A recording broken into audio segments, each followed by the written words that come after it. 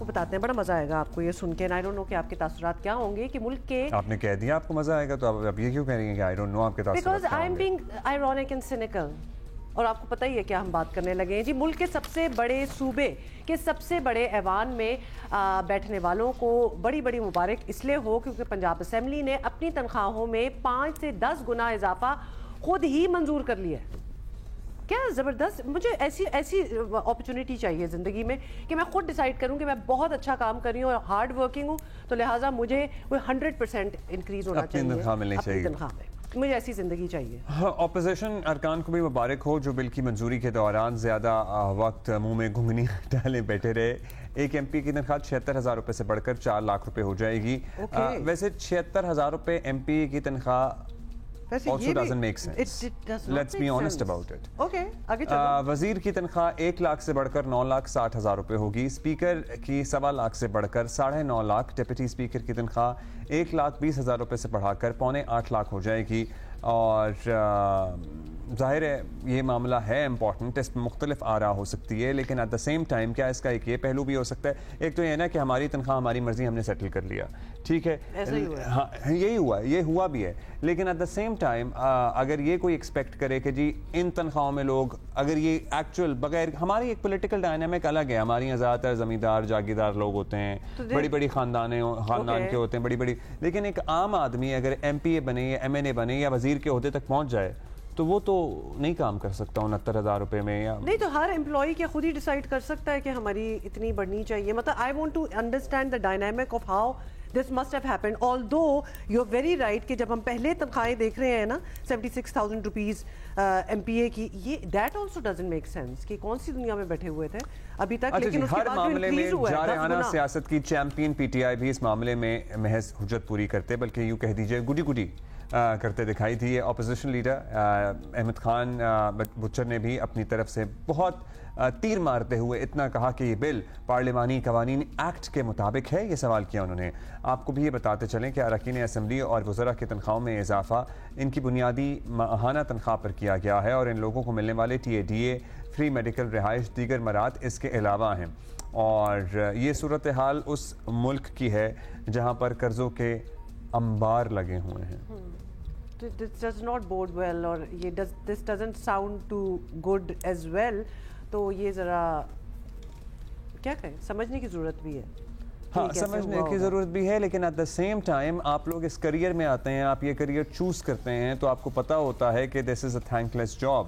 And ہماری political dynamic ایسی ہے کہ آپ آسودہ گھروں سے ہی آ رہے ہوتے ہیں, اور آپ تو الیکشن لڑ نہیں سکتے اگر پیسے نہیں ہوں آپ کے پاس. تو آپ تو گھسے اس چیز میں اس لیے نا کیونکہ آپ نے تو خدمت کرنی ہے عوام کی. تو خدمت کا جذبہ کچھ اور ہوتا ہے, میکنگ منی کا جذبہ کچھ اور ہوتا ہے, اور اگر وہ ہو جس میں کوئی برائی نہیں ہے, then you should choose some other profession.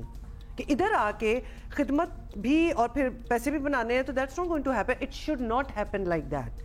تو اب ہم اگر کویسچن نہ بھی کر جی ایم پی اے 76,000 ہی لے رہا تھا صرف, یا واٹ ایور لے رہا تھا نا, کیونکہ اس کا کام کچھ اور ہے, اور پھر اس کو انکریز کر کے 10 لاکھ کر دینا, ہاؤ, کس بنا پہ, کیوں؟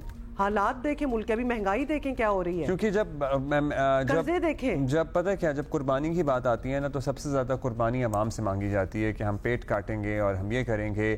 لیکن چلیے تنخواہوں کی بات تو ایک طرف, آپ کہیں جی آج کے دور کے تقاضے کے مطابق تنخواہیں کی گئی ہیں, لیکن ہمارے ہاں جو بنیادی تنخواہ ہے اسی کی امپلیمنٹیشن کی بات کر لیں, اس پہ آپ نے چیک اینڈ بیلنس کر لیا پورے صوبے میں کہ جہاں جہاں لوگ امپلائڈ ہیں ان کو ایٹ لیسٹ بیسک سیلری مل رہی ہے؟ نہیں مل رہی ہے آج بھی بیسک سیلری لوگوں کو. مطلب بیسک سیلری جو آپ نے بجٹ میں مقرر کی ہے اس کے بجائے آج بھی لوگ 20,000, 18,000, 25,000 ماہانہ پہ موجود ہیں.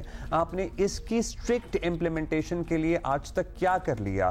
یا آپ بیسک سیلری کو بھی ریوائز کریں اور آپ کہیں جی کہ 70,000 روپے سے کم میں ایک عام آدمی کا گزارا ہو سکتا. And can I just mention here, اور اس میں کوئی برائی نہیں ہے بیکاز ساروں کو پتہ ہی ہے یہ وہ اراکین ہیں اسمبلیوں میں بیٹھے ہوئے جن کی یہ ان کی جابز ہوتی ہیں, ان کے بزنسز ہوتے ہیں, they come from very wealthy families as well. مطلب کوئی عام آدمی, کوئی لٹرلی اگر ہم کہیں نا کہ یہ بالکل ہی کوئی بیک گراؤنڈ نہیں ہے, یہ اٹھ کے ایوان میں بیٹھ گئے, ایسا فلموں میں ہی ہوتا ہے.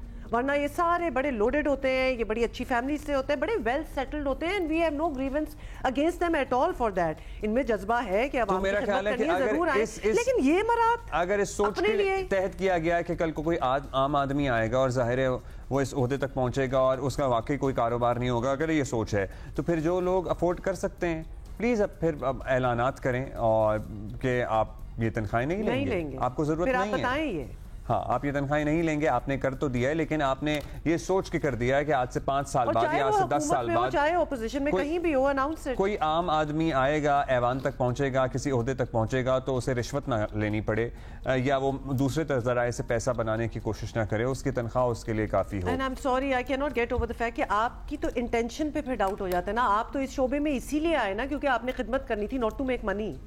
تو یہ تو تضاد پڑ گیا نا پھر آپ کی بات میں. تو you should categorically refuse to take it then. اور ہم انتظار کریں گے اس بات کا کہ کس کس نے اناؤنس کیا ہے, بیکاز یہ دیکھو اپنی منمانی ہو رہی ہے. دس از کیا آپ کہیں اس